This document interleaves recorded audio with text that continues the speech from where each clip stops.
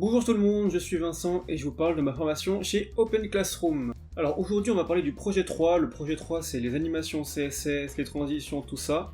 Restez bien jusqu'à la fin de la vidéo parce que je vais vous montrer une astuce pour faire des animations CSS beaucoup plus simples, donc ça vous servira toute votre vie, donc ce serait bête de la rater. Voilà. Juste avant qu'on commence, je tiens à remercier le youtubeur Devenir Dev qui a fait une vidéo sur ma chaîne, je m'y attendais pas, ça m'a fait super plaisir, voilà, donc bon, bah, ça fait plaisir. Merci à toi Devenir Dev, et bah voilà, merci. Du coup, ce P3, il vaut quoi? Autant vous dire que si vous avez réussi le projet 2, ce sera du Pupitcha, voilà. Tout simplement parce que, en fait, c'est la même chose, c'est de l'intégration d'une maquette, à la différence près que vous allez utiliser SAS, et vous allez vous pencher un peu plus sur les propriétés CSS avancées, et notamment utiliser les animations avec les keyframes, voilà. C'est tout. Vous aurez même plus de liberté parce qu'on vous donne qu'une maquette mobile et vous intégrez comme vous voulez le format tablette et ordi. Donc vraiment, voilà. C'est l'un des projets les plus simples de la formation, si on met de côté le projet 1 et le projet 4 qui ne sont pas du code, voilà. Donc la vidéo va se décomposer en 5 parties. Premièrement, on va faire le tour de ce qui était fourni par le projet. Je vous montrerai les maquettes, qu'est-ce qui était demandé, les animations. Je vous montrerai aussi le barème, parce que j'ai reçu mon barème du coup, donc je sais sur quoi il faut insister. Ensuite, je vous montrerai du coup visuellement comment ça rend ce que j'ai fait, pour que vous puissiez voir déjà les animations, comment elles rendent, parce que c'est surtout ça la difficulté du projet, et comme ça vous pourrez aussi comparer mon rendu par rapport à votre rendu, pour voir si vous êtes à peu près sur le même rendu, tout simplement. Ensuite on verra le code, le HTML très rapidement, mais surtout le SCSS, parce que du coup il faut utiliser SAS, donc on verra comment est-ce que j'ai utilisé le SCSS et comment l'utiliser intelligemment pour que ce soit utile et pratique pour vous gagner du temps, c'est le but de SAS. Ensuite, je vous donnerai mes conseils pour les animations les plus difficiles du projet, à savoir le cœur, ce fameux cœur qui a fait trembler tout le workplace, le page loader, la petite coche quand on passe la souris sur le menu, et les menus qui arrivent avec un effet décalé dans le temps. C'était grosso modo les 4 choses difficiles de ce projet. Tout à la fin, on verra le schéma à suivre pour la soutenance, de quoi faut parler, de quoi faut pas parler, comment respecter son temps, combien de temps allouer à tel détail, etc. Bref, je vous donnerai tout ce qu'il y a à suivre pour être sûr de parler tout ce qu'il faut, et tout à la fin, une petite astuce, une bonne astuce même, qui vous permettra de faire des animations toute votre vie de manière beaucoup plus simple, et avoir exactement ce que vous voulez de la manière la plus simple possible. Franchement, ça vaut le coup. Donc je passe sur mon écran. Alors là on a rapidement le déroulé du projet, voilà, mettez pause si ça vous intéresse, mais grosso modo ce qui est intéressant c'est le brief qu'on nous donne pour nous cadrer le projet, et les maquettes. Donc les maquettes je vais vous les montrer. On va commencer par le brief. Donc le brief, tout ça c'est on nous met dans la peau d'un développeur qui a un projet à faire. Ce qui est important c'est les couleurs qu'on va devoir utiliser. Voilà, bon ça ce sera dans les maquettes de toute façon. Et important, voilà, c'est ici, c'est les effets graphiques et les animations. Le projet 3, c'est ça qu'on va regarder.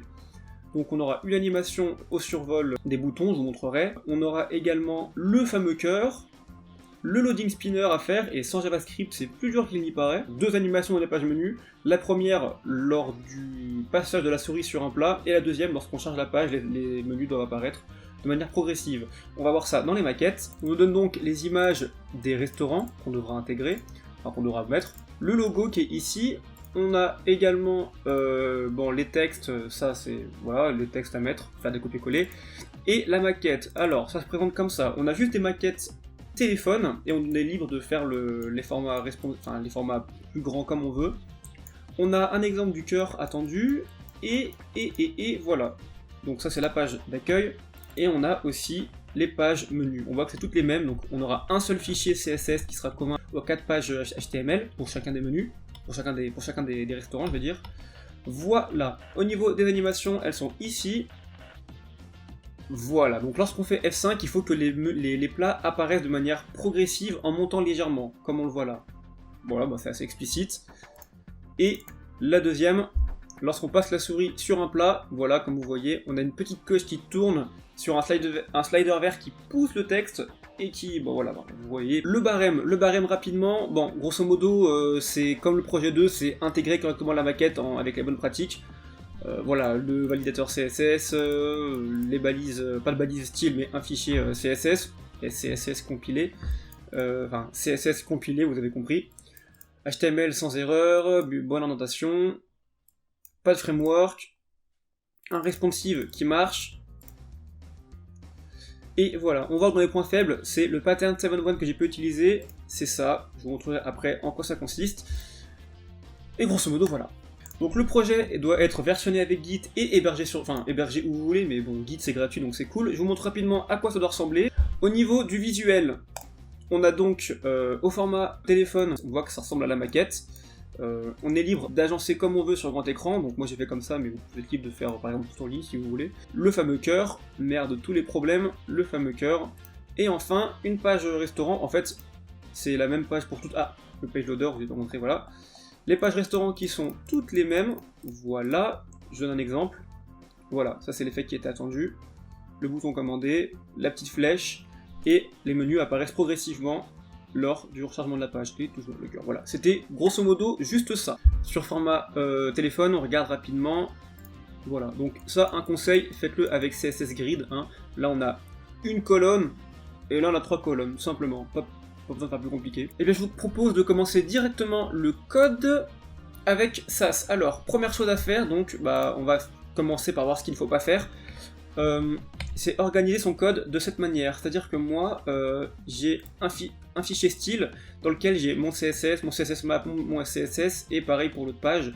En fait, quand on utilise Sass, donc on parlera de Sass après, Sass, CSS c'est pareil, c'est bien d'utiliser une disposition, en fait une arborescence de dossiers de fichiers de cette manière. C'est-à-dire 7.1, on a 7 dossiers, base, component, layout, pages, theme, utils, vendor. Et en fait, ça permet quoi? Ça permet que par exemple, dans mon fichier Sass, je déclare mes mixins ici, donc les mixins, ça permet d'avoir du code dans une variable, en fait, comme c'est une variable, et après on peut appeler simplement buttonstyle pour appliquer automatiquement toutes ces règles CSS. Donc c'est pratique et tout, mais les déclarer en début de fichier, comme j'ai fait avec les variables, c'est pas une bonne manière. Une bonne manière de faire, c'est plutôt de les importer, de déclarer ces mixins dans un fichier mixin qui se trouve ici, dans un dossier utils, et après dans le fichier principal, on les importe. Ça permet d'avoir en fait un CSS plus modulable, enfin un SCSS plus modulable. Bon, c'est une bonne pratique, c'est pas dramatique, c'est pas obligatoire, c'est juste une bonne manière de faire, donc autant prendre l'habitude. Voilà, pareil pour les variables, elles ont leur place ici, si on utilise Bootstrap et tout, les vendors, le header, voilà, c'est une bonne façon de faire, ça reste tout à fait fonctionnel de cette manière. On va parler rapidement de Sass, donc ça c'est ce qu'on appelle un Sass. Alors ça c'est SCSS, c'est deux choses différentes, mais presque pareil, donc je vais dire Sass à chaque fois, ou SCSS, mais c'est la même chose. Ça permet en fait, que Dieu me pardonne, mais ça permet de faire de la programmation en CSS. C'est-à-dire que là, je vois tous les développeurs, assembleurs, C++, OpenBSD qui se grattent les veines, mais c'est ça. C'est-à-dire que vous allez pouvoir faire de la programmation, en fait, utiliser tout ce qui est commun au langage de programmation, les fonctions, les conditions, les variables, les boucles. Pour un thème sombre, si la couleur d'arrière-plan est sombre à 30%, et ben le texte on va le mettre en blanc. Si on va le mettre en noir, vous voyez, c'est des choses comme ça. Ça permet de mettre des couleurs, enfin ça permet de mettre des variables, par exemple des couleurs dans des variables. Là on voit qu'on a les 3 couleurs primaires, secondaires et tertiaires de la charte graphique. Si je voulais changer pour changer la charte graphique, et ben au lieu de modifier partout dans mon CSS le code hexadécimal de la couleur, je vais simplement changer l'endroit où je l'ai déclaré dans ma variable, genre je mettrai du vert, et partout où j'ai appelé mon color primary, et bah ça passera en vert. Hop, je change de fichier rapidement. Les mixins, on voit par exemple qu'ici je déclare mon Flexbox Center dans une mixin, et en fait partout où je vais utiliser Flexbox Center, on voit 10 fois si on compte pas la déclaration, et bah ça appliquera partout, display flex, et voilà en fait ça centrera. C'est une façon plus simple de centrer, j'aurais pu l'appeler Flexbox tout court par exemple. Button over, voilà ça c'est ce que je vous disais par exemple pour button style et button over, et bah en fait, c'est-à-dire que j'ai déclaré dans mon CSS une mixin pour le style des boutons et le style lors du hover, et ben on voit que j'ai le même CSS qui s'applique lors du hover. C'est-à-dire que là j'ai le bouton qui s'éclaircit et l'ombre qui se déporte. Pareil ici. Pourtant c'est pas du tout les mêmes éléments, on est d'accord. Voilà, c'est pratique. Autre fonctionnalité intéressante de ça, c'est l'imbrication des sélecteurs les uns dans les autres. Si on regarde au niveau de l'index HTML par exemple, et ben tout mon footer qui est ici, et ben il est entièrement déclaré ici. Voilà. C'est une façon mieux visuelle en fait d'organiser son code. Voilà. Le Sass va automatiquement compiler en CSS, vu que le navigateur comprend que du CSS, donc tout ce que j'écris est compilé automatiquement dans un fichier CSS qui est pour le coup beaucoup plus long, et très bien écrit, donc très pratique. Pensez à bien nommer vos divs avec la convention BEM, bloc élément modifieur, pour pouvoir utiliser les esperluettes plus efficacement. Voilà, on voit que j'ai pas nommé de n'importe quelle manière mes divs, c'est une bonne façon de faire, encore une fois, pour organiser au mieux son CSS, et le rendre plus lisible si vous travaillez en équipe. On va passer à la partie qui est la plus importante, c'est les animations et les effets CSS avancés. Donc on va commencer par la page d'accueil qui en a quelques-uns. On va les faire du plus simple au plus compliqué. Donc au niveau des plus simples, il y avait ça, hein, bon c'est pas très compliqué. Dans les cours Open Classroom, on voit une fonction avec ça pour assombrir un élément lors du hover, et bah il existe pareil pour l'éclaircir, donc je vous laisserai voir. C'est pas très compliqué. On a aussi le petit encadré nouveau, donc là je vous conseille de le placer en position absolute, position relative, voilà, pour le placer au mieux par rapport à la div parente qui est la carte restaurant. Et voilà, bon là on a une icône front awesome, et le bouton contact doit ouvrir l'application mail par défaut. C'est pas très compliqué, vous savez faire. La première difficulté, c'est le page loader. Voilà, c'est un page loader qu'on doit forcer. En fait, il se passe rien derrière, il n'y a pas la page qui charge, c'est juste on doit le forcer de le mettre pour anticiper un éventuel moment où il y aura beaucoup de choses à charger. Là, il est imposé, le page loader. Donc, le design est libre de choix, donc pas la peine de faire comme moi. Ce qu'il faut est juste que ce soit cohérent avec la charte graphique. Première difficulté, c'est gérer le temps où il va apparaître. En JavaScript, ce serait facile, mais le JavaScript est interdit. Donc, il faut gérer avec les keyframes comment le faire disparaître. Il y a des propriétés en CSS que vous connaissez qui permettent de faire disparaître un élément. Il faut jouer avec ça, en fait. Je vous donne un conseil aussi. Laissez quand même... ne mettez pas le fond complètement opaque pour qu'on voit qu'il y a la page derrière quand même qui charge. C'est bon pour l'UX, on va dire.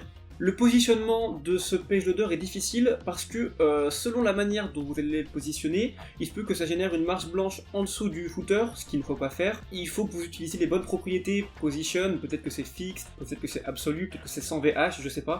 Enfin si je sais, enfin il y a plein de façons de faire, mais réfléchissez bien à ça, qu'il n'y ait pas de marge blanche qui se génère en bas, que aussi l'animation soit bien centrée tout le temps, c'est-à-dire que même, enfin c'est pas obligatoire, mais que quand on scrolle, on voit que l'animation, bah, elle bouge avec, c'est juste une bonne façon de faire en fait, c'est pas obligatoire, mais voilà, pensez à bien centrer votre page loader, c'est le plus difficile, le positionnement en fait, voilà. Avec les keyframes, on gère l'apparition et la disparition, et en CSS normal, on gère le positionnement. Sachant que c'est juste des divs en fait qui sont déclarés dans le HTML, tout simplement. Petit indice, utilisez Z-index, ça vous sera utile. Ensuite, au niveau du cœur, 20 dieu, ce cœur, c'est vraiment... En fait, il est difficile, pourquoi? Je vais zoomer. Il est difficile parce qu'il faut qu'il respecte 4 choses. Il faut qu'il apparaisse progressivement, déjà. Donc, première difficulté, il faut qu'il apparaisse progressivement. Il faut que ce soit un dégradé de couleur à l'intérieur, avec la couleur primaire et secondaire, donc pas simplement du rose ou du violet. Il faut en plus que lorsqu'il est rempli, les bordures disparaissent. Et enfin, il faut, ça paraît logique, mais c'est difficile, il faut qu'il y ait que le cœur qui soit rempli. Enfin, vu que ça peut être une icône, si on met background color, ça va remplir automatiquement le cadre qu'il y a autour, comme si c'était une lettre en fait, et qu'on la surligne. Donc là, il faut qu'il y ait que le cœur colorié et pas autre chose. Dans tous les cas, vous devrez jouer avec 2 cœurs et les mettre l'un par-dessus l'autre. Et lorsqu'on passe au over, il y en a un qui va disparaître progressivement pour faire apparaître l'autre. Maintenant, il y a plusieurs possibilités. La façon la plus simple, je sais pas si elle est tolérée, mais enfin, je pense que oui, elle doit être tolérée, mais niveau performance, c'est pas fou, c'est de jouer avec en fait 2 images qui seraient pré-designées. Lors du hover, et bah, on fait disparaître le premier pour faire apparaître le deuxième. Voilà. La façon la plus simple de faire, c'est pas la plus efficace, mais si ça passe, voilà. Sinon, il va falloir utiliser, en tout cas moi c'est ce que j'ai fait, c'est les SVG. Alors les SVG c'est pas facile, je vais vous montrer rapidement dans mon HTML à quoi ça ressemble. Si vous passez par les SVG, trouvez un SVG sur internet, vous voyez que là les balises HTML, SVG, pass, def, linéaire, stop, ça c'est des trucs qu'on connaît pas quoi. Donc trouvez un SVG sur internet, copiez-collez-le, hein, pas besoin de créer soi-même, hein. On fait du CSS, on ne fait pas du design, on n'est pas graphiste.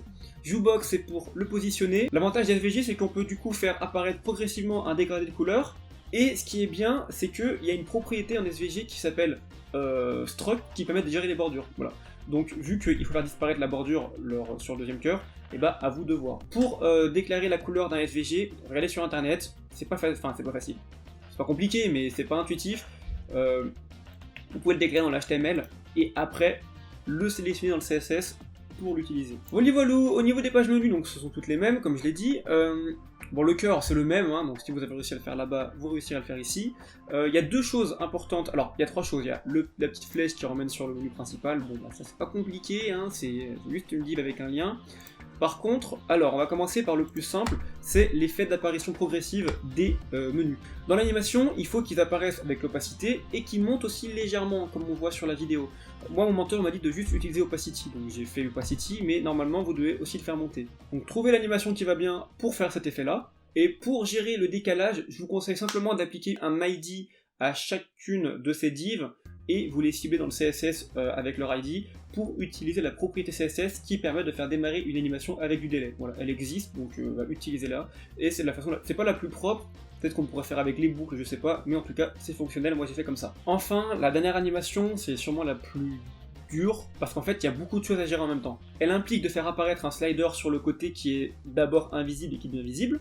Elle implique qu'à l'intérieur on a une coche qui tourne aussi. Ça implique de faire décaler le prix, enfin ouais le 40€, de le faire décaler sur la gauche, proportionnellement à la place qui est prise par la div de l'animation.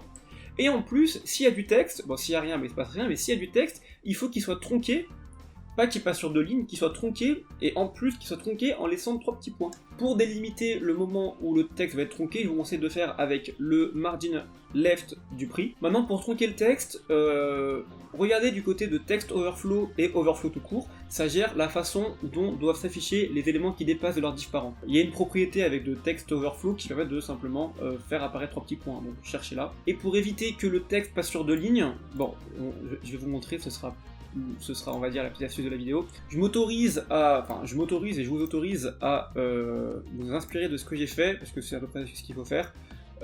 Overflow, si je le décoche, voilà ce qui se passe, donc voilà pourquoi il est important. Et white space no wrap, no wrap ça veut dire ne pas couper. Voilà, si j'enlève, et bah ça se coupe. Voilà. Donc tout simplement, ça vous dit pas comment est-ce qu'on gère les 3 petits points, mais je vous ai dit, avec Text Overflow, vous trouverez comment faire. Comme promis en début de vidéo, une astuce qui va vous servir toute votre vie pour faire des animations. Ce qu'il faut bien comprendre, c'est qu'on vous demande pas de tout savoir faire par cœur. Ce qu'il faut, c'est comprendre la logique pour après pouvoir vous en servir partout. Par exemple, dans le cours Open Classroom, on nous apprend que pour gérer la façon dont va se déplacer une animation dans le temps, on peut simplement utiliser un outil visuel en ligne qui permet de simuler une animation pour savoir comment elle va se comporter, et après simplement faire un copier-coller. Et bien pour toutes les animations, en fait, il existe ça, et il vous suffit simplement de taper CSS Animation Generator. On va prendre lui par exemple, mais il en existe d'autres. Et en fait, vous pouvez créer votre animation de manière avec la souris et tout, et après faire un copier-coller pour l'importer. Par exemple, vous voyez qu'il y a beaucoup de choses. Si je prends dans les entrées ou dans les basiques, hop, slide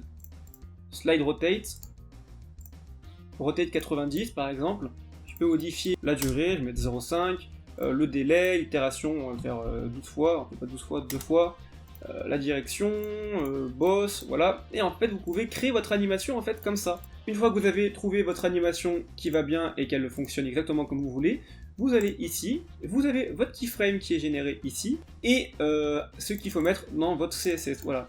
Et en fait, bah, c'est super pratique, parce qu'encore une fois, le but c'est pas de connaître tout par cœur, c'est de savoir comment ça marche pour pouvoir vous en servir. Pour cet effet-là, eh bien, moi c'est ce que j'ai fait, hein, je vous le cache pas, il suffit de trouver la bonne animation, en fait, qui va faire ce que vous voulez. Là je vois qu'il y a un slide left, ah, ça commence à peu près à ressembler à ce qu'on voulait, vous trouvez pas? Et il existe des outils comme ça pour tout, vous tapez CSS Shadow Generator, et vous pourrez créer vos ombres de manière visuelle, beaucoup plus facilement. Voilà, bon bah je vais pas toutes vous les faire, mais vous avez compris, c'est super pratique, vous gagnez un temps fou. Enfin, on va parler du déroulé de la soutenance. Alors, c'est comme le projet 2, vous serez pas dépaysé, c'est un monologue de 15 minutes, pas 10 cette fois, 15 minutes, vous aurez plus de temps, où vous allez parler de votre site. Et à la fin, vous aurez 5 à 10 minutes de questions-réponses. Donc, en 15 minutes, et je tiens ça encore une fois de la part de mon mentor, vous parlez pendant les 2 premières minutes du visuel, de la page d'accueil et en responsive, vous montrez que toutes les animations et tout est intégré correctement. Pareil pour les pages menus, vous en montrez une seule, hein, pas la peine de faire les 4. Vous montrez en responsive et en normal, voilà, la flèche, les photos, tout ce que vous voulez. Ah oui, je l'ai pas dit d'ailleurs, mais je vous conseille d'utiliser pour le soulignement le pseudo-élément after qui permet de ne pas encombrer son HTML pour rien, juste pour un effet de soulignement, vous pouvez faire directement en CSS. C'est pratique, ça sera bien vu, voilà. Donc je reviens à mon déroulé de la soutenance. Au bout de 5 minutes, vous parlez du code HTML, le pattern 7.1 si vous l'avez utilisé, les Google Fonts, le link spinner, les SVG si vous les avez utilisés, convention de nommage, et après vous vous concentrez de la 7e minute jusqu'à la fin, hein, on oublie ça, hein, jusqu'à la fin, vous parlez que de SCSS et des animations. Live Sass Compiler, Mixin, Extend, Variable, les fabrications grâce à SaaS, les keyframes, vous les détaillez toutes, comment vous l'avez fait, les pages loader, la coche, l'apparition du menu, le cœur, vous les détaillez toutes, voilà, le fonctionnement du cœur, grid si jamais. Normalement, vous devez tenir jusqu'à la fin avec ça. Avec les animations en CSS, les détailler, ça vous prend du temps, croyez-moi. Donc, voilà. Si jamais il vous reste un peu de temps, imaginons, et au bout de 13 minutes, vous pouvez meubler en parlant de vos difficultés, parce que de toute façon, on va vous le demander, vos difficultés. C'est quoi l'intérêt du mobile first? Parce que je vous rappelle que vous avez développé sur mobile, mais il y a une raison. Pourquoi? C'est expliqué dans les noms de cette façon. Parler de l'intérêt de SaaS, pourquoi c'est important, et montrer qu'il n'y a pas d'erreur, voilà. Vous devez largement tenir 15 minutes, franchement, il ne devrait pas y avoir de souci. N'oubliez pas le chronomètre, encore une fois, soit vous avez une montre, soit vous avez 2 écrans, un chronomètre à droite, c'est ce que j'ai fait. Et voilà, ensuite les 5 à 10 minutes, c'est simple, ça va être des questions sur les animations et sur SaaS, voilà. Et il vous demandera également vos difficultés, voilà, et normalement vous en aurez eu quelques-unes au niveau des animations. Donc au final, ce projet, si vous avez réussi le P2, comme je vous dis, il n'était pas compliqué, les animations, notamment le cœur, ou ce petit effet là peut-être était un peu plus dur, mais voilà, vous n'avez pas dû passer beaucoup de temps dessus, vous avez passé beaucoup plus de temps sur le P2 que sur le P3. Donc profitez-en, c'est l'un des plus simples, le P4 aussi pareil, c'est du SEO, bref. Une fois qu'on sera au P5, croyez-moi, ce sera pas pareil. Donc, j'espère que ça vous a aidé. Mon but c'était pas quand même de trop vous montrer le détail du CSS pour pas que le but c'est que vous compreniez, que vous appreniez quand même.